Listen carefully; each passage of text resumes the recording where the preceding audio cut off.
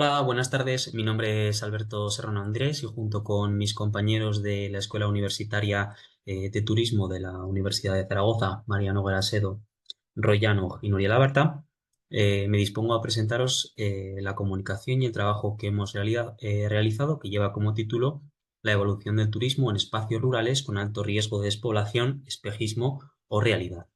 Aquí en la siguiente página tenemos el índice de los contenidos que vamos a tratar, comenzando con una pequeña introducción y terminando con unas pequeñas conclusiones y futuras líneas de investigación.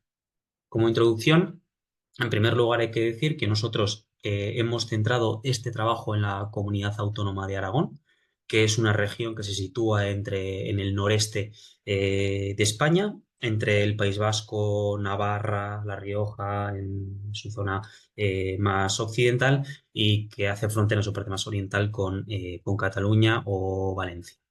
En primer lugar, hay que decir que la realidad demográfica de Aragón es muy peculiar y es compleja, lo cual se observa en la siguiente cartografía que está presentada en esta diapositiva, que es el mapa 174 realizado por el Grupo de Estudios de la Nación del Territorio de la Universidad de Zaragoza, en colaboración con la Red de Municipios Escasamente Poblados del Sur de Europa, SSPA, en el cual se busca realizar una zonificación de los municipios españoles sujetos a una serie de desventajas demográficas graves o muy graves, ¿no? En ese trabajo parte una serie de criterios objetivos, como puede ser la evolución, la densidad de población, la cantidad de población que hay de más o de 65 años o de menos de 5 años, y dividen todos los municipios de España en cuatro categorías en función de su realidad demográfica: buena, intermedia, grave y muy grave. Y tal y como se observa en la siguiente tabla, el 35% de los municipios de Aragón presenta una realidad demográfica muy grave y el 29% de ellas una situación demográfica grave. Es decir, en torno al 64-65% de los municipios aragoneses, además de tener un elevado grado de ruralidad, presentan una realidad demográfica muy compleja. Unos territorios que, aparte de presentar estas dificultades demográficas, presentan también una situación económica compleja, tradicionalmente centrados en actividades agrícolas y ganaderas. Han visto durante los últimos 20-30 años crecer y desarrollarse de una manera muy importante el sector turístico, ¿no? Hasta convertirse en una de sus principales actividades económicas y una de sus principales líneas de desarrollo territorial estratégico, ¿no? Lo cual se observa o se ha implementado gracias a las ayudas del Fondo Europeo Agrícola de Desarrollo Rural en su dimensión del programa LEADER, ¿no? Que es una política de desarrollo rural de la Unión Europea que promueve precisamente el desarrollo territorial de estos municipios rurales, y gracias a esta política se ha desarrollado en toda España y en Aragón de una manera especial un sector turístico importante y creciente, ¿no? Y se ve cómo el auge del turismo rural se observa y se interpreta como una oportunidad, ¿no? Para el desarrollo de estos territorios con estas dificultades territoriales, ¿no? Y en este sentido, lo que nos hemos encontrado es que a partir de la pandemia de la COVID-19, estos espacios rurales se han situado dentro del centro de los distintos destinos de oferta turística, ¿no?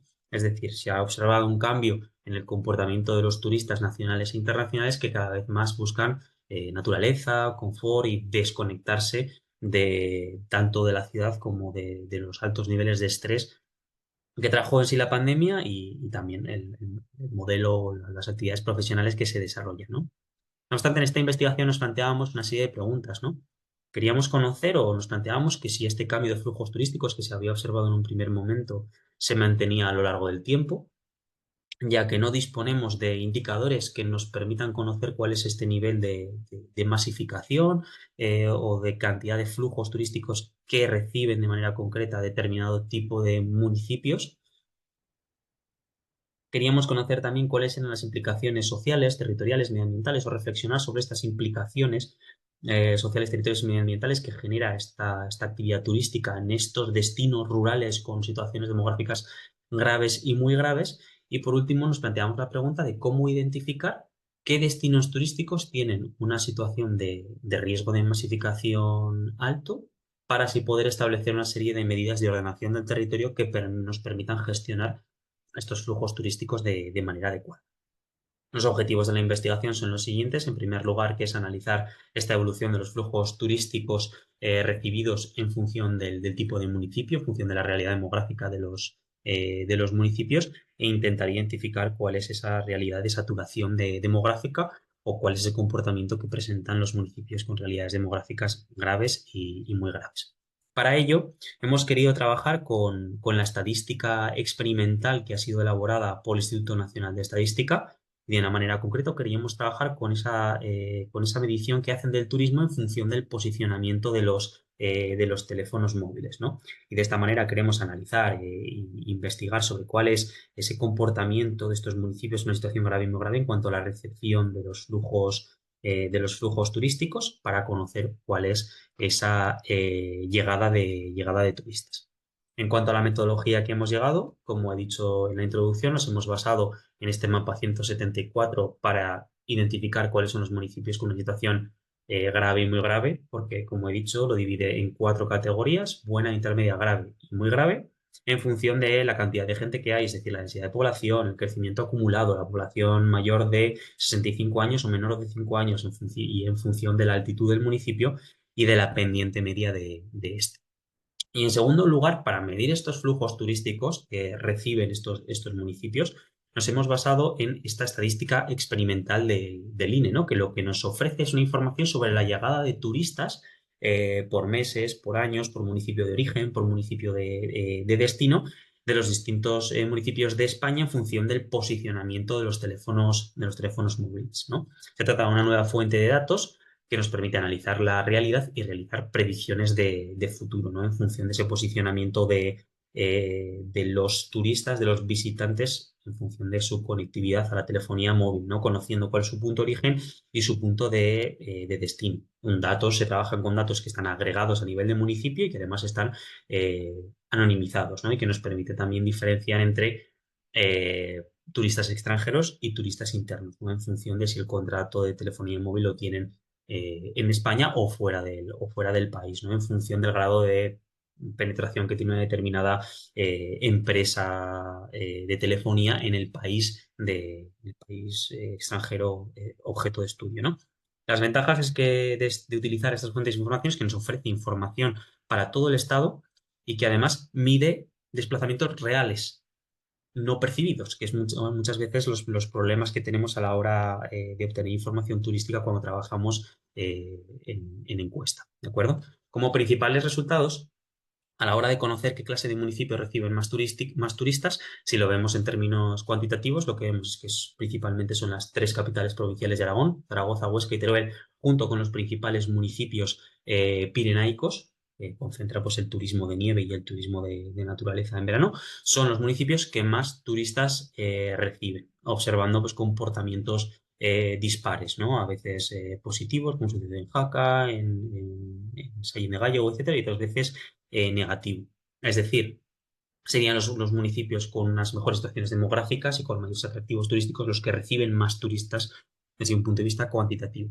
Pero si lo analizamos desde un punto de vista cualitativo, ya vemos cómo si dividimos esa cantidad de turistas entre la población de esos municipios, vemos cómo son los municipios con realidades demográficas muy graves los que se situarían al frente de la tabla en cuanto a municipios con más recepción de flujos de turistas, ¿de acuerdo? En cuanto a esta evolución, además vemos cómo estos municipios con realidades demográficas graves y muy graves, en la mitad de los casos han visto desde el año 2019 cómo esta llegada de turistas ha ido aumentando de manera progresiva, ¿no? Frente a otros frente a la otra mitad que ha tenido un comportamiento negativo. No obstante, en este punto nos hemos encontrado ante la problemática a la hora de identificar quiénes son los excursionistas. Es decir, hemos visto casos concretos que nosotros conocíamos que tenían una gran recepción de excursionistas como Anento, que no han sido identificados a través de esta fuente de datos. Por lo tanto, tenemos que tener en cuenta que a la hora de plantear un panel de mandos a la hora de conocer o de establecer políticas de ordenación del territorio para estos territorios rurales que reciben una gran cantidad de flujos turísticos, no solo podemos trabajar con esta fuente de datos experimental del INE, ¿no? Sino que tenemos que combinarla con otras fuentes ya existentes y clásicas como puedan ser las encuestas. Además, vemos cómo las prácticas turísticas es necesario, es necesario que sean reguladas, ¿no? En este caso, nos hemos basado en analizar la situación de Puertolas, que se observa en la siguiente tabla, que es el municipio 13º, en cuanto al número de turistas por habitantes del municipio, en el que vemos que en este año 2024, como muestra esta noticia del periódico Heraldo de Aragón, se organizan viajes diarios desde Barcelona para que los turistas disfruten de baños en sus pozas, es decir, en sus zonas de baño naturales, ¿no? Que genera graves problemas de contaminación y de masificación y que a la vez consumen una serie de servicios, pero no dejan beneficios en el territorio, ¿no? Sino que son más o menos, sino que son presencias puntuales, ¿no? Así que como conclusiones y futuras líneas de investigación, tenemos que decir en primer lugar que para gestionar estos flujos turísticos no solo es necesario eh, basarnos en esta fuente de datos, sino que es necesario utilizar otra serie de fuentes de datos más clásicas que nos permiten conocer no solo cuántos flujos llegan, sino cómo llegan, qué clase de población llega, desde dónde llegan, para qué llegan, qué impactos generan esas actividades en las zonas de destino, ¿de acuerdo? O sea que es necesario utilizar o cuantificar, analizar y diagnosticar este fenómeno para posteriormente diseñar esas políticas más convenientes, ¿no? Para evitar esta degradación social y medioambiental en las zonas de destino, ¿no? Y que para ello, por eso necesitamos combinar estas fuentes de información. Y de cara a futuras líneas de investigación, a partir de este estudio nos planteamos la posibilidad, dentro del marco del proyecto de investigación, de desarrollar un indicador para medir y cuantificar cuál es ese riesgo de masificación de los municipios rurales de Aragón, combinando otras fuentes de información, con el objetivo de que se pueda transferir al resto de los municipios de España, interpretándolo como una herramienta clave, ¿no? Para la planificación de la actividad turística en estos municipios rurales de Aragón con alto riesgo de despoblación. Un poco de bibliografía y muchas gracias por su atención.